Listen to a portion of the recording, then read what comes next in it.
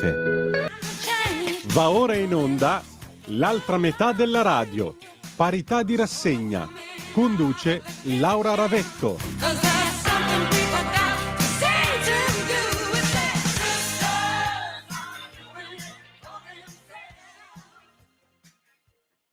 A voi la linea. Grazie Lorenz, amici e amici miei, ma non dell'avventura, buon pomeriggio. Siete sulle magiche onde di Radio Libertà. Questa è l'altra metà della radio. Io sono Antonino Danna e con me c'è una bellissima palchettista, la padrona di casa, che da un bel palco della Scala ci saluta, la nostra Laura Ravetto. Ben trovata. Ciao Antonino, guarda, ho appena finito il collegamento con un'altra radio, non la nostra, in cui ho dovuto precisare questa cosa veramente fastidiosa, che io sono andata alla Scala da privata cittadina per i fatti miei, che neanche un euro del pubblico è stato utilizzato per che me. Peraltro è quello che hai fatto pure l'anno scorso, erano soldi tuoi, Sì, quindi... ma che peraltro posso dirti una cosa tra me e te, è quello che faccio da prima di diventare parlamentare. Cioè per me la prima della Scala è un momento culturale bellissimo e magari io preferisco andare lì che farmi un weekend a Cortina. È un problema? Cioè, no, anzi, io lo dicevo con ammirazione, se posso. Quindi... No, tu sei carino, io mi riferivo a questa interlocuzione che ho appena avuto, e mi scuso, no, che te lo preciso. Cioè, sembra che ormai qualunque cosa faccia un politico, no? Anche nella sua vita, diciamo, privata, da solo, comunque deve essere contestato. Cioè, che cosa... Cioè, doveva andare a sciare come tutti gli altri miei colleghi. No, molto semplicemente, mia cara, si chiama invidia. Non lo so, non credo. Io penso di più che alcuni giornalisti abbiano piacere, come sempre, a mostrare il telo rosso al toro, no? E allora i parlamentari sono il telo rosso facile, no? Perché comunque anche da dire che qualcuno tra di noi cavolate ne fa, e quindi bisogna anche ammettere che, no, io dico sempre, siamo certe volte come altre categorie, no? I taxisti, magari un taxista ti fa rallentare un po', non c'è, e allora tutti criminalizzano tutti i taxisti. Lo stesso vale per i deputati, no? Magari ci sono stati 4-5 cialtroni che hanno fatto delle malefatte, allora dobbiamo essere tutti dei cialtroni, però non è così, cioè non è così, ragazzi, non è così. Vabbè, scusa lo sfogo iniziale, perdonami, però grazie della bellissima palchettista, mi piace. Prego, anche perché ho trovato abbastanza provinciale un monacale che è stato affibbiato al tuo vestito. Io lo dico pubblicamente, Laura Ravetto è apparsa simplex munditis, che non vuol dire che era vestita col sacchetto della monnezza, ma vuol dire che era vestita con una semplice eleganza, e l'eleganza è farsi ricordare. Imparate, tamarri.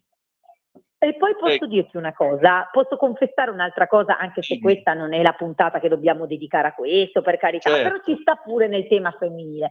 Ho messo un abito che avrà avuto 10 anni, di una collezione vecchissima, di un grandissimo stilista italiano, che non c'è più, e l'ho rimesso, a parte l'orgoglio di poterlo rimettere a quest'età, sapendo che ne avevo un'altra, ma ti giuro, tutto pensavo meno che potesse suscitare attenzione, perché volutamente ho preso una cosa, diciamo, riciclata, nel senso del tempo, non particolarmente effimera, perché secondo me non è il momento, e nonostante ciò sono stata più fotografata e commentata che ogni anno.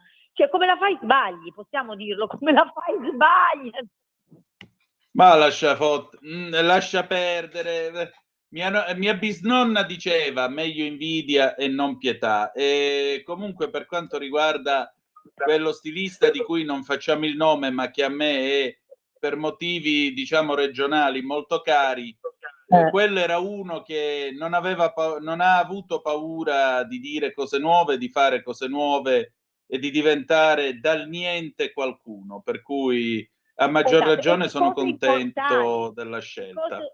È vero, e cose immortali, perché l'abito è attualissimo, cioè nessuno ha potuto pensare che avesse una tale età.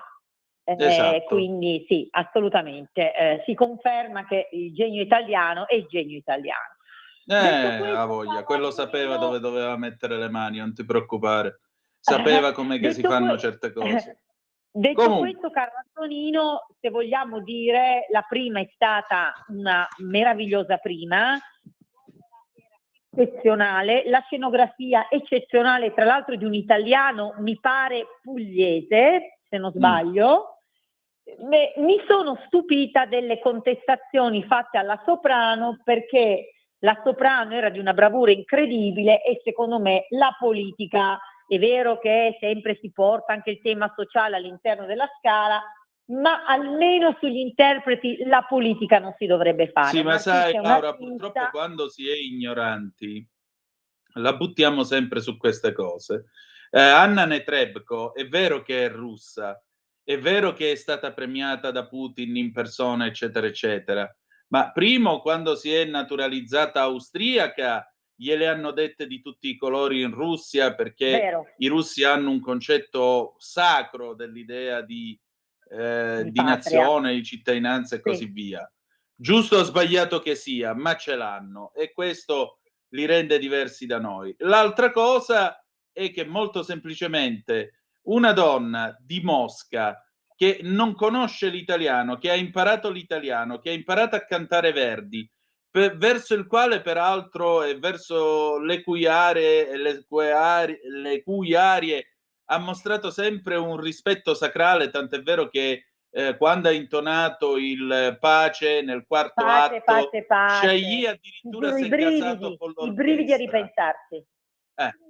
Quindi non capisco il motivo di prendersela con nazionalità, bandiere e quant'altro. Se per questo anche quella che faceva la Zingara, Petrosilla, è un'altra ragazza, 30 anni appena, di Mosca, che conosce tutto il repertorio della lirica italiana come mezzosoprano e lo canta benissimo. Anzi, io piuttosto mi chiederei, scusate, ma se questa gente ha questo amore e questo rispetto per Verdi, per il bel canto all'italiana, per l'opera all'italiana, per la nostra cultura, per quale motivo non c'è in Italia altrettanto rispetto? Perché ha ragione il maestro Muti quando dice che le arie musicali, le aree liriche, eccetera, eccetera, vengono utilizzate molto semplicemente per la pubblicità e per la musichetta in ascensore. Bravo.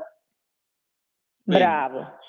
Allora, Stefano Del Brembo ti scrive: grazie gentile Laura Ravetto, grazie che sei con noi, che sei vicino a Matteo Salvini e che parli alla radio, ti fa molto onore anche la tua presenza, è sempre incisiva, grazie, brava. Quindi ricordiamo ai nostri ascoltatori 340 670 9659 per le zappe o WhatsApp 0292947222 per il telefono. Laura, io sono a tua disposizione, quando vuoi cominciamo. Cominciamo subito e io ti ringrazio per questa spiegazione esemplare che hai fatto della situazione anche personale di questa soprano, che ha ricevuto dopo ogni atto, diciamo, 12 minuti, 15 minuti di applauso, salvo sul finale 4, diciamo, persone di cui io mi sono vergognata, non conosco e non so chi siano, che si sono permesse di urlarle vai a casa, bu bu bu. L'ho trovato ignobile. Cominciamo quando vuoi. Prego. Allora, no, veramente il vai a casa è stato un botta e risposta tra i logionisti, perché una ha gridato povera Tebaldi e un altro dall'altro lato del logione le ha urlato vattene a casa, per dire allora, non hai capito un bel niente. Vattene a casa, bene, bravo. Ecco, comunque è incredibile come il logione sia sempre presente, anche a difesa degli artisti. Sì. Bene. Ma infatti quando lei ha finito il pace pace, le urla brava brava venivano dal logione, mica venivano dalla platea, per cui. Allora, cominciamo subito. Cara Laura, intanto di nuovo buon pomeriggio. Senti, qui stanno succedendo delle cose. La prima, anzi le due, la scorsa settimana si sono chiusi 2 processi che hanno toccato non poco l'immaginario collettivo e, diciamo così, la coscienza collettiva di tutti noi.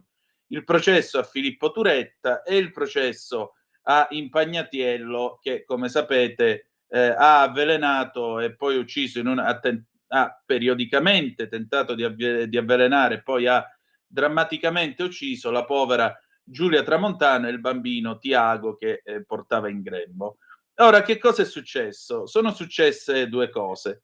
La prima, Turetta è stato condannato, è andato in carcere e l'indomani siamo stati già informati del fatto che lui, parlando con l'avvocato, si è detto sereno, si è detto che si aspettava l'ergastolo.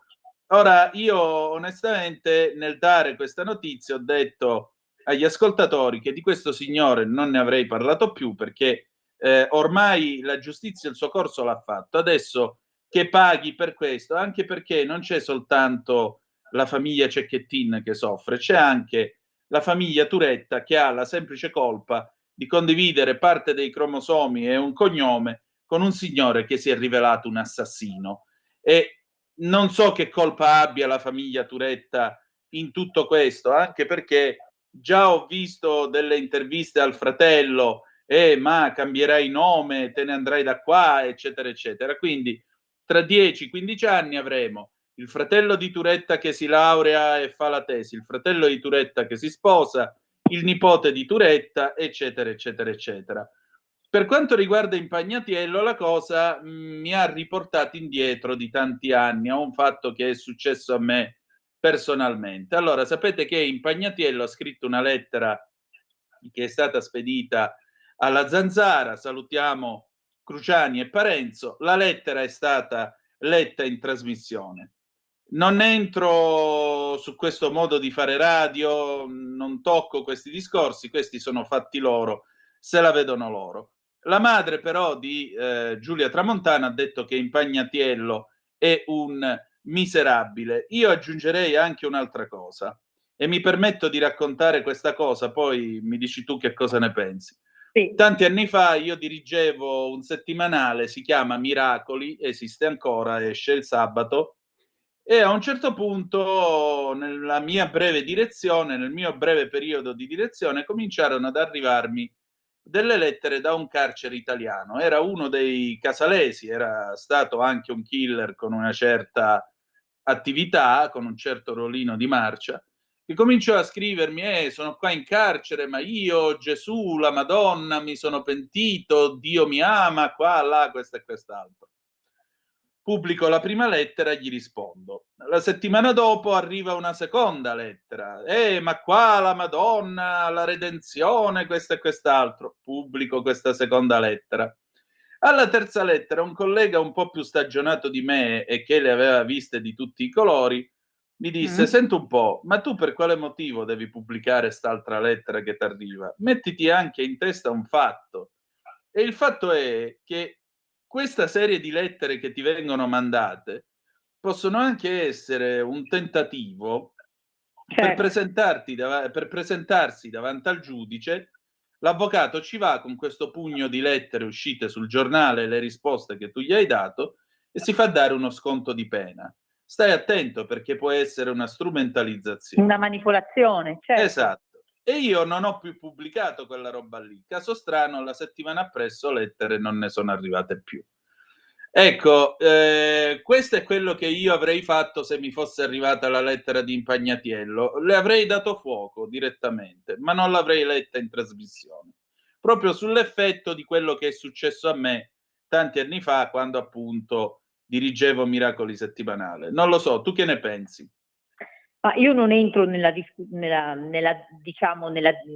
decisione di leggerla o non leggerla, posso comprendere che poi, sai, i giornalisti giustamente si determinino secondo la loro comprensione di un mondo che io non comprendo bene come loro. Posso però dirti che questa lettera, secondo me, non ha sortito l'effetto probabilmente sperato da chi la mandava. Nel senso che se la volontà era quella di in qualche modo orientare l'opinione pubblica alla commiserazione, tutto è riuscito meno che questo, perché secondo me ha ragione la madre della vittima quando dice che questa cosa è stata, adesso non mi ricordo l'aggettivo che ha usato, ma diciamo esprimeva disgusto, e io sono d'accordo con lei, e il disgusto vero l'ho trovato in una frase in particolare, cioè quando Impagnatiello dice io spero che questo sia l'ultimo caso mediatico. Ma tu devi sperare che sia l'ultimo caso, che non ci siano più mostri disgustosi come te, e invece dici l'ultimo caso mediatico. cioè una vergogna, cioè non ha auspicato che si smettessero di uccidere donne, ha auspicato che coloro che le uccidano non vengano più sbattuti sui giornali in mondovisione.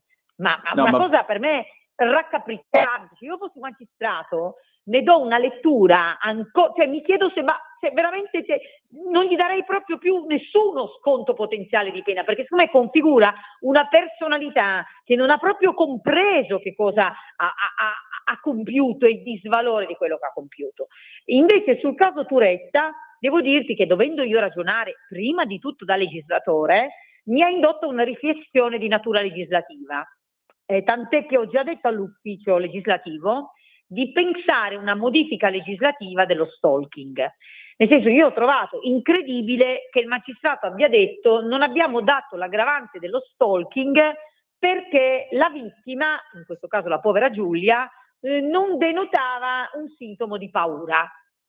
L'ho trovato allucinante, cioè per me non può essere un elemento costitutivo dell'atto di stalking di un pazzo che ti manda 250 messaggi al giorno, che ti fa controllare il telefonino, che controlla dove vai, che ti chiede continuamente dove vai, il fatto che tu sia intimorita o no. Perché magari una persona per 1000 ragioni può non ritenersi intimorita perché può non percepire il pericolo, che magari invece per esempio una persona adulta avrebbe percepito, ma non per questo si può escludere l'aggravante di uno stalking, perché lo stalking c'era ed era totalizzante. Quindi non ti nego che questo mi ha indotto a riflettere su un mutamento legislativo. Poi naturalmente non sono responsabile del Dipartimento Giustizia, lo è la collega Bongiorno, quindi io faccio la mia proposta, poi non so se verrà portata avanti, però io la mia riflessione la muovo.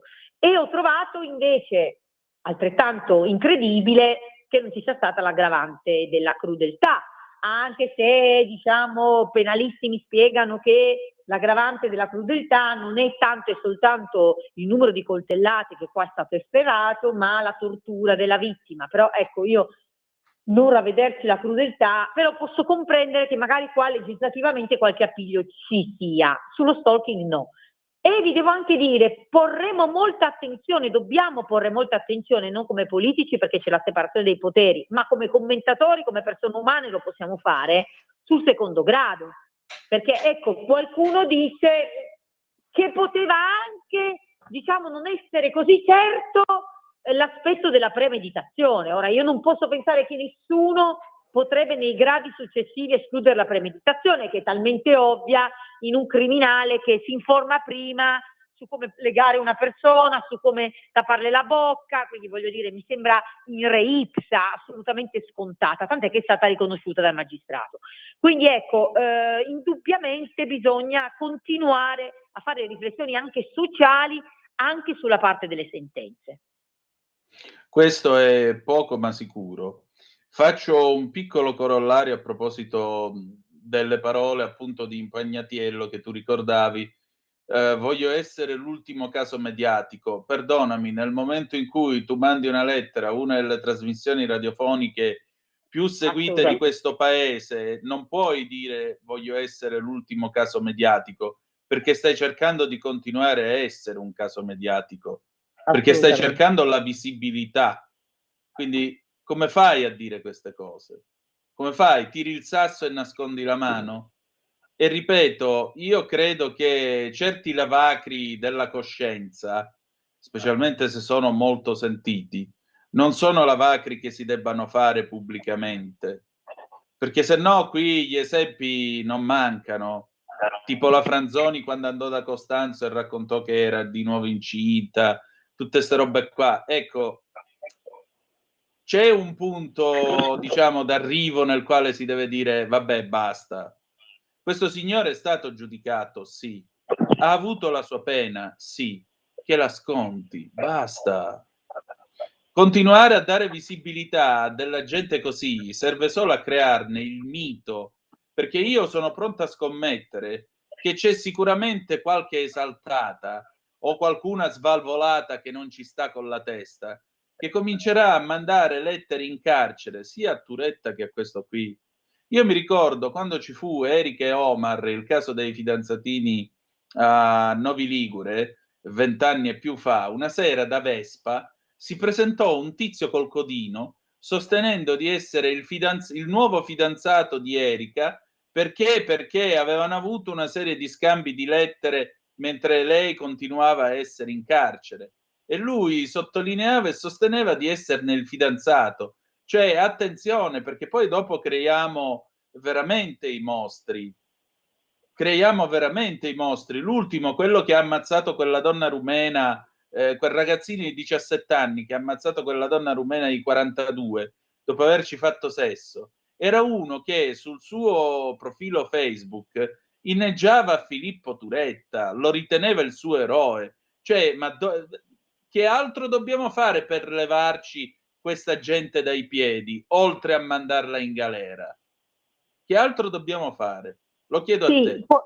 Sì, ha premesso che io temo che i mitomani che poi si improvvisano fidanzati o mitizzano certe figure ci siano indipendentemente dalle letture o meno di lettere in radio, perché purtroppo ne abbiamo visti e ne vediamo. Sì, certo. Io credo, come ci diciamo sempre, che l'aspetto è solo quello culturale, inteso in senso lato. Per cui ecco, io credo che se si educano le persone al rispetto e ai valori, sia praticamente impossibile che qualcuno possa dirsi innamorato di una persona che stermina una famiglia o che uccide una donna, tantomeno che ci siano donne che possono innamorarsi di potenziali carnefici anche verso di loro. Quindi l'aspetto culturale è indubbiamente la chiave. Su questo tema, e cambiando però totalmente argomento, ti voglio però raccontare una cosa, però veramente un cambio di argomento che mi ha fatto riflettere. Ho visto un bellissimo servizio, mi pare del Daily Mail, ma non vorrei sbagliarmi, di come educano i bambini e le bambine in una scuola in Svezia, che mi ha molto colpito e l'ho trovato eccezionale. Ti devo dire già subito che so benissimo che nonostante queste forme educative in quei paesi comunque i femminicidi sono un altissimo numero, quindi non basta evidentemente neanche l'educazione scolastica, e questo lo dobbiamo ammettere tutti. C'è anche un problema per esempio di dipendenza economica, c'è un problema di stereotipi e lo sappiamo. Però è un video che mi ha veramente impressionato. Pensa che alle bambine, non so, le portano fuori, c'erano i video in cui le portano a sollevare pezzi di tronco, perché sai che loro no, hanno anche un po' questa tradizione, anche con diciamo la natura. Un po' come gli scozzesi. E urlare, io sono forte, io sono forte, io sono forte. Ma la cosa che mi ha impressionato di più è stata sui bambini, cioè prendono i bambini maschi e li educano ad abbracciarsi, a essere gentili, a stringere le mani, cioè c'è un'educazione, diciamo, no? Io adesso non voglio fare la settaria dei sessi, però indubbiamente io lo noto, mia figlia, che è una figlia femmina, Clarissa, quando vede un bambino piccolo ha immediatamente l'istinto ad andargli incontro, chiedergli se c'è qualcosa che deve fare, no? Lo vedo fare meno dai bimbi maschi, no? E quindi probabilmente questa educazione all'affetto, che non è educazione sessuale, che non è mischiare i generi, lo dobbiamo sempre recitare perché ci sarà sempre qualcuno che si attacca lì, però diciamo insegnare di più ai bambini maschi a esprimere le emozioni e insegnare alle bambine sin da piccole che loro sono forti e sono sicure, ecco, lo trovo una cosa bellissima. Poi purtroppo l'altro lato è che in questi paesi il tasso di femminicidi è comunque alto. Quindi evidentemente, Antonino, la ricetta è una multiricetta, cioè sono tanti gli elementi, non ne basta uno. Non basta l'indipendenza economica delle donne, non basta la lotta agli stereotipi, non basta l'educazione scolastica. Vogliamo iniziare a dire che ci vuole anche tanto la famiglia? Dobbiamo forse iniziare a dirlo? Che ci vuole la famiglia? Poi senza fare un'accusa ai genitori di questi figli ignobili che hanno ucciso, perché poi nessuno può giudicare, però probabilmente all'interno della famiglia una maggiore attenzione a quello che succede con i propri figli, ma me lo dico prima di tutto a me come madre, non lo sto facendo la altrui, lo dico a me come madre, non so se sei d'accordo. Sì, però 30 secondi di pausa, ma ti rispondo dopo. Dopo, va bene. Stai ascoltando Radio Libertà. la tua voce libera, senza filtri né censura. La tua radio. Stai ascoltando Radio Libertà, la tua voce libera, senza filtri né censure. La tua radio.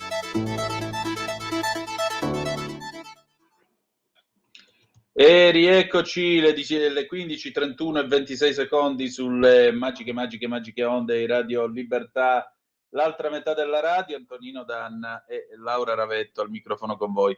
Allora Laura, tu giustamente dicevi, dal mio punto di vista, sì, è vero, parlavamo appunto della famiglia di Turetta, certo ci sarebbe voluta forse un surplus d'attenzione. Sono d'accordo con te, posso essere d'accordo con te. Però il punto è questo: noi ora siamo in una fase oltre. La fase oltre è che questi si ritrovano. Qui c'è una madre che si è ritrovata un figlio assassino e questa madre per i prossimi 30 anni, quindi molto probabilmente finché avrà vita, dovrà vedere suo figlio nel parlatorio del carcere, dovrà seguire suo figlio in quanto assassino. Allora la domanda è necessario che si tengano ancora i riflettori accesi anche sulla famiglia di Turetta? Che senso ha? Che senso ha andarli a cercare? Che senso ha parlare ancora di questo signore? C'è una madre che ha un figlio assassino, oltre che un padre che è rimasto senza figlia ammazzata da questo assassino, ci mancherebbe. Però non è colpa della signora Turetta se suo figlio è un assassino. Sì, però Antonino, io non parlo dei casi specifici, parlo in generale. Nessuno si può autoassolvere, nessuno, io per prima. Una riflessione anche dell'educazione intrafamiliare va fatta, perché comunque non è una questione di andare a fare accuse ai genitori di assassini, ma figurati, o di parlare di casi specifici. Però se giustamente diciamo che la scuola deve intervenire, la scuola deve intervenire quando però ci sono anche carenze intrafamiliari. Quindi questo dobbiamo iniziare a dirlo, che poi siano i social, che poi sia la difficoltà di interazione con i figli, però l'attenzione la dobbiamo porre e l'attenzione su questi figli maschi bisogna porla. Non c'è niente da fare. Il pensare ad esempio a quanto siano stati educati ai no, perché non esiste che ci troviamo di fronte ad assassini di fronte al rifiuto della donna. Allora vuol dire che qua c'è un problema anche di educazione al rifiuto.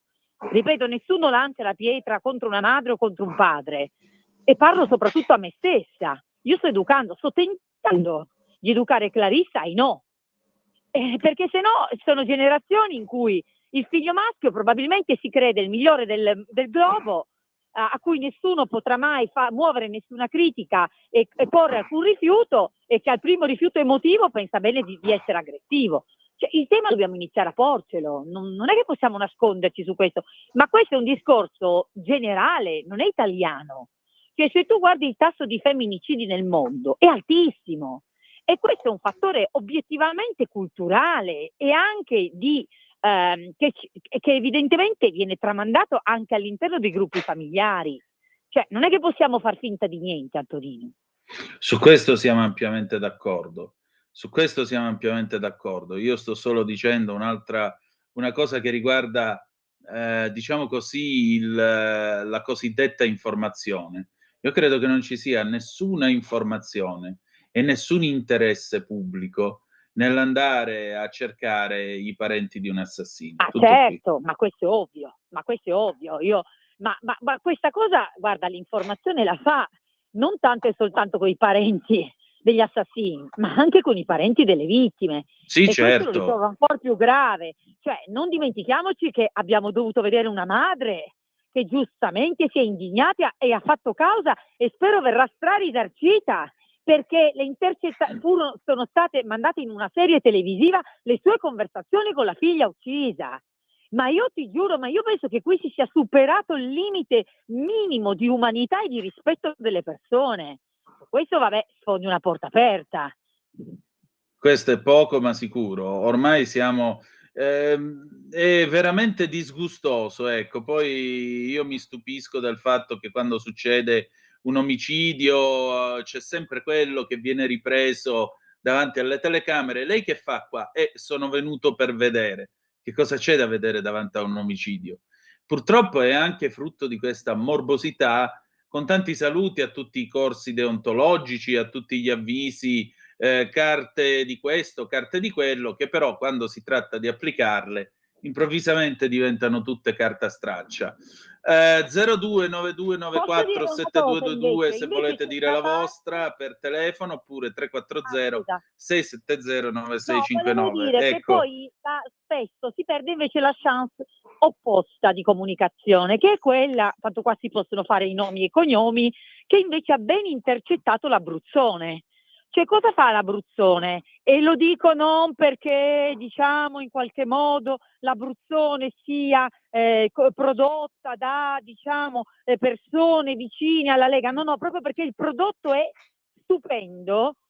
Cosa fa lei? Lei fa educazione. Cioè, lei con una sua serie, Nella mente di Narciso, spiega esattamente come individuare un profilo maschile narcisista.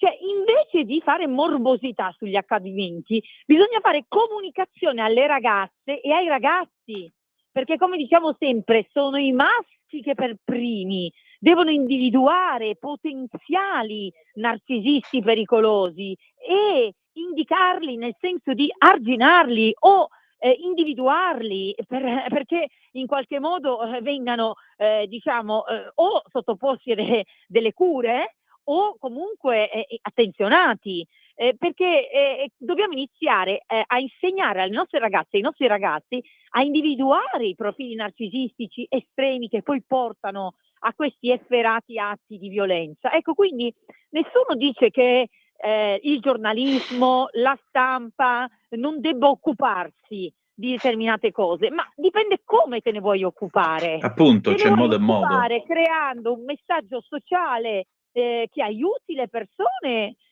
oppure con la scusa ma io sto dando la notizia, poi mi dai la notizia dei dettagli scabrosi, piuttosto che di come era uno vestito, come era fatto, come altro, perché poi cioè, purtroppo notiamo anche che soprattutto quando si tratta di delitti femminili, quanto poi ci sia morbosità anche nella descrizione dei soggetti, e io quest'altra cosa la trovo vergognosa. Ecco, perché perdere invece l'occasione di aiutare la società a migliorarsi? Quindi ecco, non è un j'accuse generale, che poi noi non ci permetteremo mai di accusare nessuno qua, però diciamo, credo che anche il tuo sia un appello a cara stampa, c'è modo e modo, no? E infatti c'è stampa e stampa. Esattamente, e credimi, è argomento di discussione appunto con i colleghi maschi aggiungerei, visto che è giusto sottolinearlo in questo caso, in cui ci diciamo: ma è mai possibile che si possa arrivare a queste cose, che si possano fare queste cose? Cioè non capisco il senso dell'interesse pubblico, non capisco il senso di sentire la voce appunto della figlia morta, sentire la voce di Giulia Cecchettin. Ma perché non vi basta sapere che Giulia Cecchettin, povera figlia, perché figlia nostra, di tutti noi, come ha fatto? Cioè, sta ragazza è morta in quel modo atroce, volete anche sentire la voce? Se salta fuori domani un video di qualche telecamera di sicurezza, che si fa? Lo proiettiamo perché dobbiamo vedere anche che è realmente morta, come è morta, il ritmo delle coltellate. Queste sono cose che fanno vomitare, perché queste cose non sono informazioni. Queste cose si chiamano in italiano con un'unica parola: sciacallaggio. È sciacallaggio fatto sui sentimenti, è sciacallaggio fatto sui morti, è sciacallaggio fatto sull'idea stessa di informazione, perché non porta niente di più sapere, sentire la voce di questa o di quella vittima, la voce di quell'altro, cosa ti diceva la mamma o le cose. Non ha assolutamente alcun valore aggiunto. Semplicemente serve a stimolare le fantasie più morbose, più basse, di gente che può anche finire per emulare certe cose. Bisogna stare molto attenti quando si insegue la gente col microfono usato come una clava, o quando vai dall'amico in cancelleria che ti trova quello che ti deve trovare nel fascicolo. Bisogna stare molto attenti, perché quello è Sì, lavorare di nuovo sulla pelle delle persone, sia vive che defunte. E questo è quello che io dico. È un invito alla moderazione, posso dirlo, ed è un invito professionale, mi permetterei di dire, alla moderazione. Questo per quanto riguarda la mia parte, questo per quanto riguarda il mio mestiere, il mestiere che cerco di fare ogni giorno. Tutto qui, perché se no non c'è limite a nulla. Non c'è limite a nulla. Abbiamo dovuto ascoltare un ex ministro che confessava alla moglie: sì, t'ho fatto le corna, ma chi se ne frega? Ma chi se ne frega, voglio dire, che cosa dà di più, che cosa aggiunge, dov'è lo scoop, dov'è quel qualcosa che, mamma mia, cavolo, il paese resta inorridito davanti a tutto questo. È da gennaio che si parla del dossieraggio, che è uno scandalo infame, e nessuno dice niente, e io devo preoccuparmi di stare a sentire a San Giuliano che dice alla moglie t'ho messo le corna, ma stiamo scherzando qui.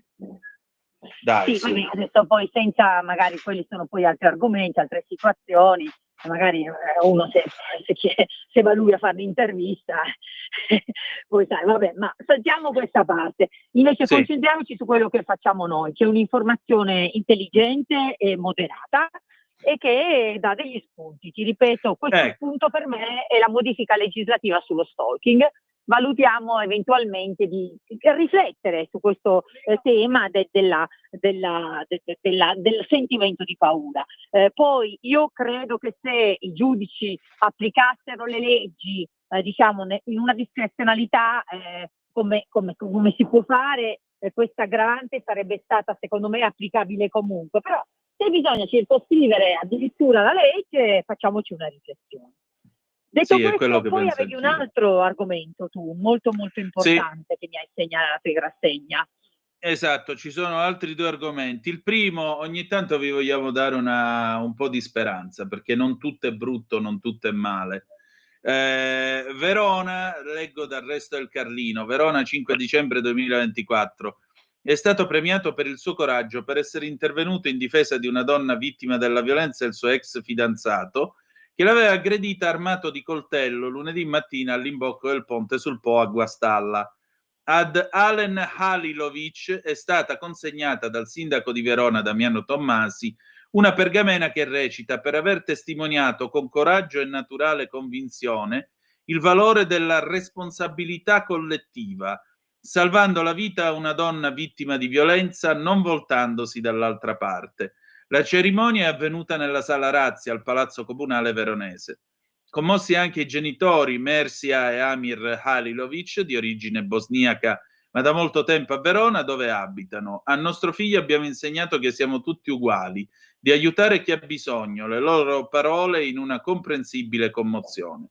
Rivolta al 21enne eroe, il sindaco Tommasi ha detto: grazie Alan, ti stiamo usando, sì, perché sei una bandiera da sventolare, una notizia positiva su cui far tanto rumore. Ed lo sventoliamo pure noi, che cavolo. Sì, Ecco, sì, il una concetto di bellissima responsabilità metafora, collettiva, una non ne bella usciamo da questo sì. dramma se non ci mettiamo tutti assieme. Sì, una bellissima metafora. Tra l'altro ho letto l'intervista a questo ragazzo che diceva: mi sono stupito che altri non lo facessero. Poi naturalmente anche lì va sempre circostanziato, magari qualcuno può essere spaventato, però obiettivamente l'indifferenza purtroppo spesso c'è, e quindi vedere una persona così coraggiosa secondo me deve essere d'esempio, perché chiaramente, ecco, mio padre è uno che sicuramente è stato educato a questo. Le nuove generazioni forse vanno incoraggiate un po' di più.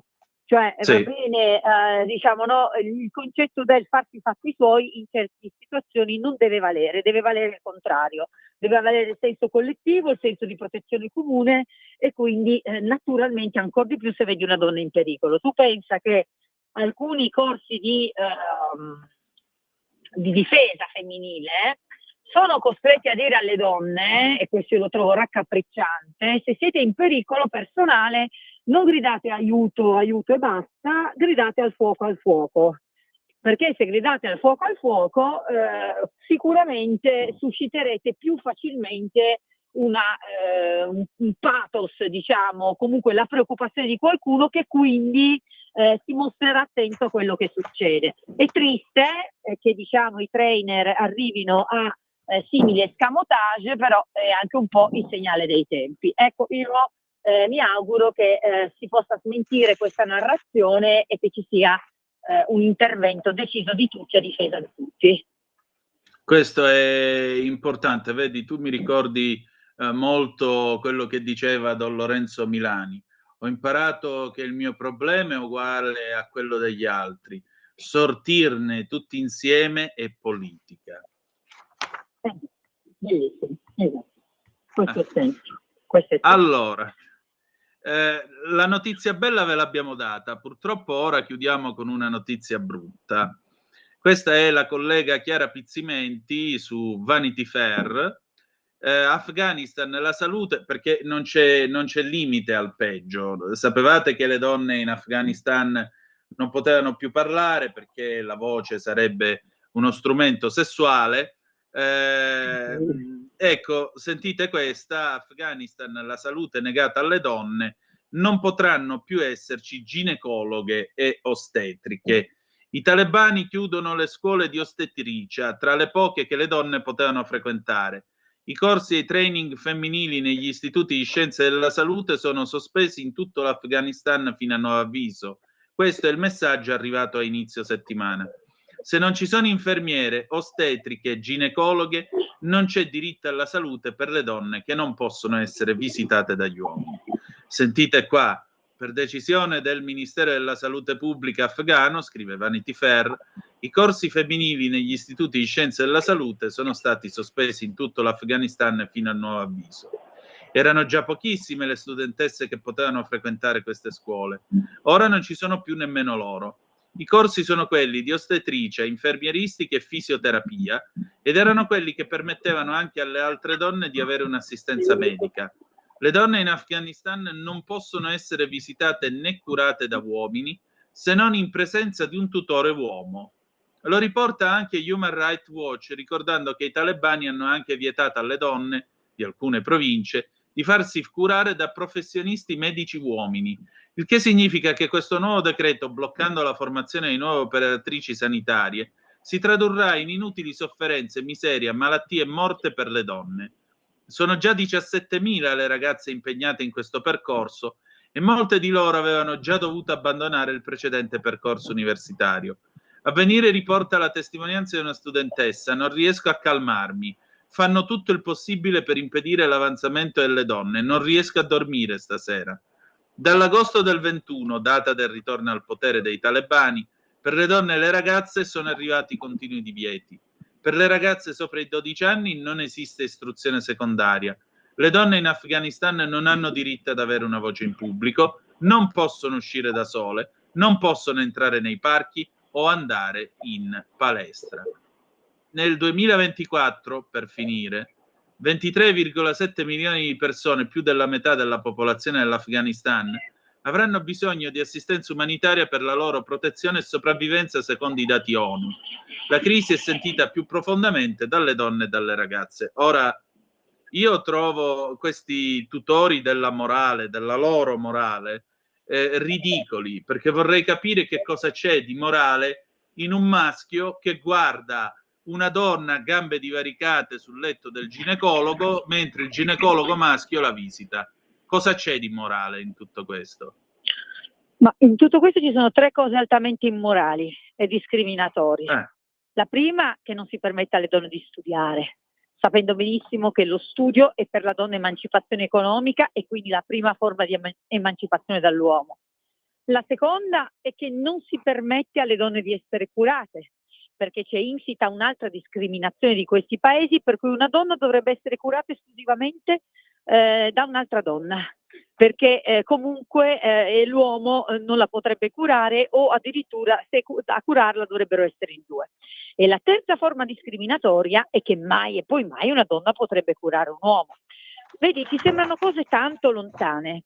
Poi però basta parlare con un qualunque nostro amico che viva a Londra e ti spiegherà che in più di un'occasione troverai un uomo musulmano, senza fare generalizzazioni, certo, però indubbiamente a Londra non ci sono, diciamo, musulmani con poche possibilità culturali, perché avendo diciamo grandi disponibilità economiche ci si aspetta che abbiano anche la possibilità di accedere alla cultura, che se malauguratamente vengono colti da infarto o stanno male, quando arrivano in ospedale, se sono ancora diciamo in sé e vedono una donna medico, chiedono che sia cambiata con un uomo. E questa è la realtà a Londra, cioè diciamo a 2 metri da casa nostra, se la vogliamo dire tutta. Quindi ecco, queste cose vergognose che ci sembrano tanto distanti, non sono distanti. E non ti nego che anche adesso con la situazione in Siria, diciamo che qualche preoccupazione viene, perché adesso al netto delle giudizi che si possono dare sul dittatore piuttosto che su un altro, ma l'idea che possano avanzare delle forme di altre forme diciamo di dittature, di parti musulmane estremiste, ecco, non può che secondo me preoccupare l'Occidente. Infatti mi sono stupita delle così accenni entusiastici non solo di Biden ma anche di, diciamo se non sbaglio, la stessa von der Leyen, dicendo che potrebbero essere occasioni per l'Occidente. Io non le capisco queste occasioni per l'Occidente, io vedo solo un Occidente che da questo punto di vista è estremamente minacciato. Beh, ma sai, questa è tutta gente, specie la von der Leyen, che avrebbe potuto fare una telefonata a Suad Sbai e quella gli faceva una lezione universitaria su chi sono i fratelli musulmani che sono dietro questo colpo di Salutiamo Stato. la Suad, è vero. Ci pensava lei a chiarirgli un pochettino le idee. Però il problema è questo, è che in questa trasmissione, non in questa, ma a Zoom, quante volte è venuta a parlare dei fratelli musulmani e di quello che stavano facendo, però Vox clamans in deserto, e questa è una cosa che io trovo francamente orribile, perché questa gente dice, ah sì, faremo un governo inclusivo, faremo un governo qua, un governo là. Anche Sì, Khomeini, quando all'inizio fa tornò così, poi dall'Afghanistan, dopo disse, ah sì, benissimo. sì, sì, diritti per tutti. Dopodiché è andata a finire come è andata. Esatto, esatto. Quindi indubbiamente, ecco, quando si dice magari no, sai, quando si contesta il blocco occidentale, la vicinanza agli Stati Uniti, qua tra l'altro ci saranno anche delle responsabilità statunitensi, non esattamente della nostra parte politica peraltro, ma ecco, in ogni caso, ecco, chi fa queste riflessioni non capisce l'importanza di difendere il blocco occidentale. A me ha lasciato veramente basita un sondaggio che hanno mandato stamattina in Londra in una trasmissione che non menzionerò, ma solo perché va bene tutto, noi qua facciamo i nomi e i cognomi, però non è che necessariamente dobbiamo sempre menzionare le trasmissioni o No, le menzioniamoci concorrenze. noi che è meglio, va, guarda. Ecco, e comunque c'era Ecco. questo sondaggio in cui si diceva che il 62% degli italiani ritiene che l'Occidente sia troppo aggressivo nel pretendere di imporre le sue regole e i suoi valori. E mi ha lasciato basita questo sondaggio. Ora io non so se come sia stata formulata la domanda, però mi ha lasciata colpita. Cioè, non comprendere che noi dobbiamo convintamente difendere i nostri valori occidentali, perché con tutti i difetti che hanno, però che comparati all'assenza di diritti che vengono portati da altri sistemi e da altri blocchi internazionali, insomma, non comprendere diciamo, la necessità di difendere il nostro blocco, ecco, e senza ingaggiare guerre, perché non voglio essere fraintesa, ma mantenendo fermo il punto sul fatto che i nostri valori sono indiscutibili, tra cui c'è il rispetto della donna, che è un valore fondante e significativo tra i nostri valori, ecco, mi ha lasciata quantomeno perplessa. Sì, decisamente, anche perché non capisco veramente come gente nata, vissuta, cresciuta nelle libertà, nei diritti, nelle possibilità dell'Occidente laico, eccetera, eccetera, eccetera, gente che è pronta a urlare all'ingerenza del Vaticano se poco poco il Papa dice qualcosa in tema di contraccezione. Ecco, gente così però poi scende in piazza il sabato con la bandiera della Palestina e dice viva la Palestina, viva Hamas. Va bene, auguri. C'è tanta confusione. C'è grossa crisi, diceva qualcuno, cara Laura. Molto grossa la crisi, veramente. Allora, mia Bene. cara Laura, sono le Anche oggi una 15:55. puntata densa, Sì, è diciamocelo. stata una bella puntata, se mi posso permettere. Sì, una puntata Eh, densa. Ci vediamo il prossimo lunedì. Va bene, merci beaucoup madame, a 368 ore allora, d'accordo? Benissimo, benissimo. Noi Grazie a chiudiamo, tutti, grazie Antonino, grazie a chi ci scrive, grazie a chi ci ascolta. grazie a te come sempre, noi chiudiamo qui, ci salutiamo con un pezzo di John Lennon, Woman 1980. John Lennon ieri, 44 anni per sempre, anzi 40 anni per sempre, perché ieri, come sapete, è stato il 44esimo del suo omicidio ad opera di Mark Chapman. Ahimè, povero Johnny. Va bene. Grazie a tutti, a più tardi con Zoom, il drive time in mezzo ai fatti, se avete voglia, alle 18:05 trattabili sulle magiche onde di Radio Libertà. Vi hanno parlato Laura Ravetta e Antonino Danna. A dopo.